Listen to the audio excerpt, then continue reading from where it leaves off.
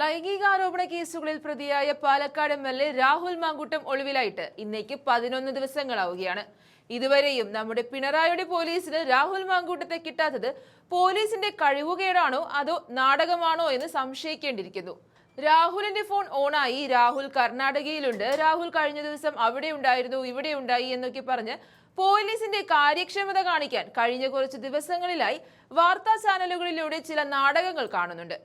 ഇനിയിപ്പോൾ ഇതൊക്കെ നാടകങ്ങളല്ല എങ്കിൽ തന്നെ എന്തുകൊണ്ടാണ് ഇത്രയും നാളായിട്ടും രാഹുലിനെ പിടികിട്ടാത്തതെന്ന് ജനങ്ങൾ ചോദിക്കുകയാണ്. രാഹുലിനെ ഇത്രയും നാളായിട്ടും പിടിക്കാത്തതിൽ എന്തോ ദുരുദ്ദേശമില്ല എന്നും സംശയിക്കേണ്ടിയിരിക്കുന്നു.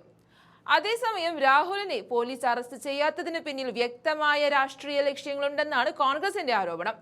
തിരഞ്ഞെടുപ്പ് വരെ ശബരിമല വിഷയത്തിൽ നിന്നും ജനങ്ങളുടെ ശ്രദ്ധ മാറ്റി രാഹുൽ വിഷയം സജീവമാക്കാൻ വേണ്ടി സർക്കാരും സർക്കാരിന്റെ പോലീസും ചേർന്ന് നടത്തുന്ന വെറുമൊരു നാടകം മാത്രമാണിത്. ഇതേക്കുറിച്ച് കഴിഞ്ഞ ദിവസം യൂത്ത് കോൺഗ്രസ് ദേശീയ സെക്രട്ടറി അബിൻ വർക്കി പറഞ്ഞിരുന്നു.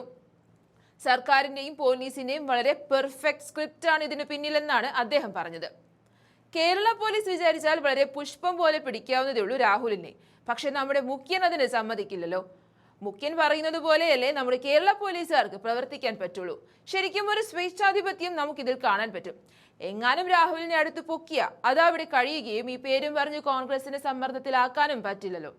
അതുകൊണ്ട് മാത്രമാണ് ഇത് ഇത്രയും വലിച്ചു കൊണ്ടുപോകുന്നത്. എന്നിട്ടിപ്പോൾ രാഹുലിനെ പിടിക്കാതെ രാഹുൽ ഈശ്വരനെ കൊണ്ടുപോവുകയാണ് പോലീസ്. കട്ടവനെ കിട്ടിയില്ലെങ്കിൽ കിട്ടിയവനെ പ്രതിയാക്കുന്ന പോലീസിന്റെ ക്ലീശേ നടപടി. ഇങ്ങനെ അറസ്റ്റ് വൈകിപ്പിച്ച് വോട്ടെടുപ്പ് ദിനത്തിലോ അതിന് തൊട്ടു മുൻപോ രാഹുലിനെ പിടികൂടി തിരഞ്ഞെടുപ്പിൽ നേട്ടം കൊയ്യാനുള്ള രാഷ്ട്രീയ നീക്കമാണ് സർക്കാർ നടത്തിക്കൊണ്ടിരിക്കുന്നത്.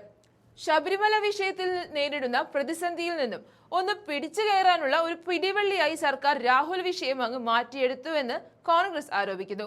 പക്ഷേ എന്തൊക്കെ കിടന്ന് തലകുത്തി മറിഞ്ഞാലും വേറെ എന്തൊക്കെ കേസുകൾ കുത്തിപ്പൊക്കിയെടുത്താലും ശബരിമല വിഷയം ആരും മറക്കില്ല.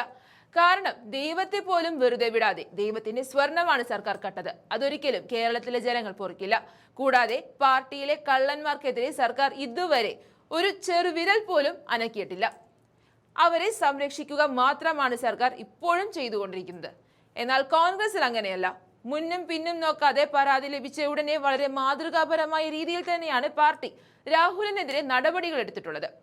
സത്യം പറഞ്ഞാൽ CPM-നേക്കാളും കോൺഗ്രസ് ആണ് രാഹുലിനെ അറസ്റ്റ് ചെയ്യണമെന്ന ആവശ്യം ശക്തമായി ഉയർത്തുന്നത്. പരാതി ലഭിക്കും മുൻപ് സസ്പെൻഡ് ചെയ്യുകയും പിന്നീട് പാർട്ടിയിൽ നിന്നും പുറത്താക്കുകയും ചെയ്തതോടെ രാഹുൽ വിഷയത്തിൽ തങ്ങൾക്കാവുന്നതെല്ലാം ചെയ്തെന്നാണ് കോൺഗ്രസിന്റെ നിലപാട്. ഇനി വരുന്ന തദ്ദേശ തെരഞ്ഞെടുപ്പിൽ സർക്കാരിന്റെ ഈ കള്ളക്കളികൾ ജനങ്ങൾ പൊളിക്കുമെന്ന് ഉറപ്പാണ്.